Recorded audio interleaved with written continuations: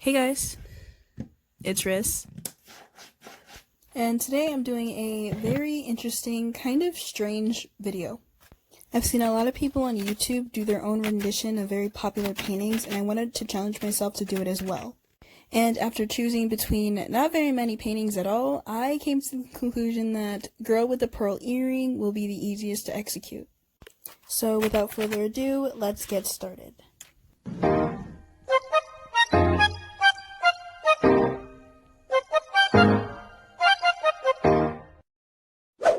Girl with a Pearl Earring is an oil painting by Dutch Golden Age painter Johannes Vermeer, dated back to 1665. Just kidding, this is not an informative European history class. This is a subpar nail tutorial. You've been fooled.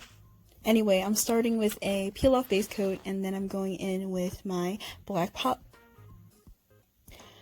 and then I'm going in with my black nail polish. Since the background of that beautiful Dutch Golden Age painting is black, we are going to emulate that by doing 2 coats of the same crusty black polish that I had in the last video.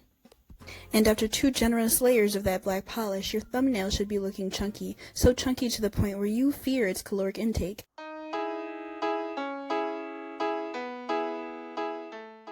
So, you use a top coat to make it appear more slimmer. Fun fact, every time I hear the word top coat, I think of the word taco. Nice thick coat of glassy taco. And speaking of tacos, Taco Bell thinks the word contactless actually exists. And that's very funny to me. Okay, just kidding, the word contactless actually is a word, because according to this little snippet of Merriam-Webster's definition that I've edited on here, the first use was actually in 1861. Which, by the way, why would people in 1861 be using the word contactless? What are they talking about? Like talking to each other? Now that the polish on your thumb underwent a diet plan and appears to be more skinnier, it is time to start sketching. Unfortunately for me, well, let me not be selfish, you just might be painting along. Unfortunately for us, I selected a painting in which the artist created the person with perfect proportions, so we were trying to emulate perfection.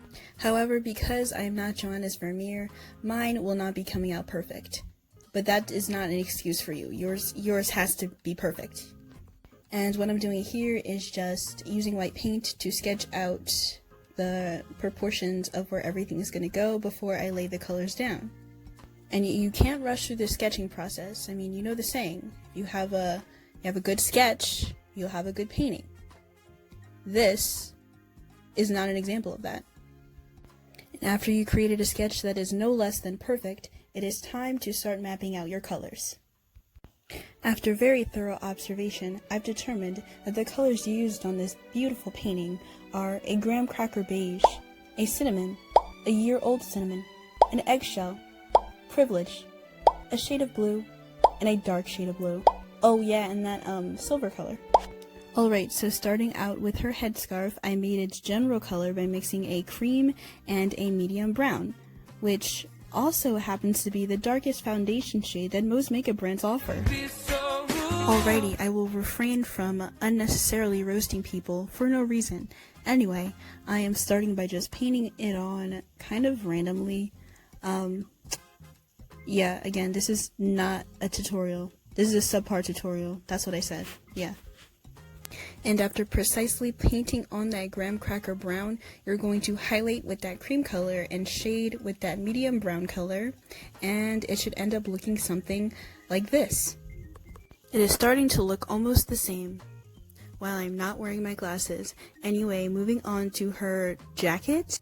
This, like the headscarf, takes that medium brown, except the only difference is, in order to make that nice deep cinnamon color, we mix it with black.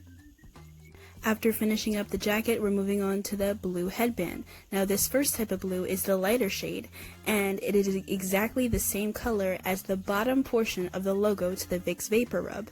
The darker blue is the exact same shade as the top portion of the logo to the Vicks Vapor Rub. And if you do not have these shades of blue, give up, because it won't be perfect, and we're aiming for perfection here. And this is what it's looking like. Johannes Vermeer, this is a warning because I'm coming for your job.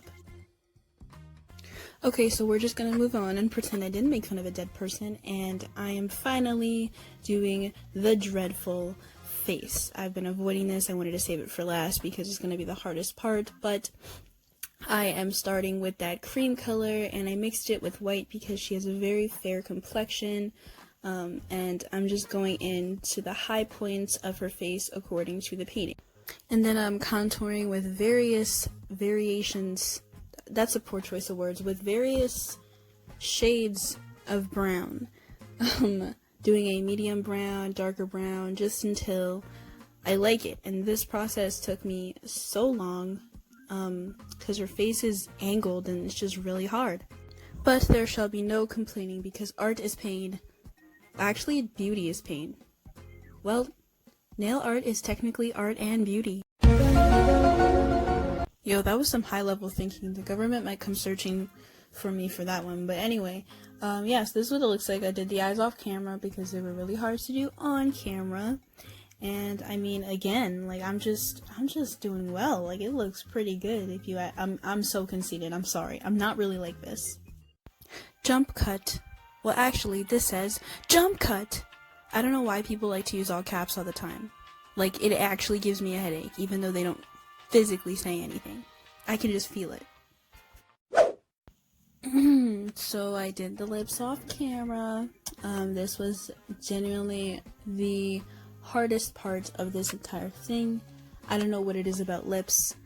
I mean, to be fair, like this is a really tiny canvas, but like at the same time, it was just so difficult. I don't even think I would have been able to do it if it were to size, but now she just has an upper lip, so. Alright, so now moving on to the literal premise of this whole piece, the pearl earring. And I started with the white base, and I'm now going in with a metallic silver mixed in with a white to go over top of it because it really does have this nice silvery shine to it.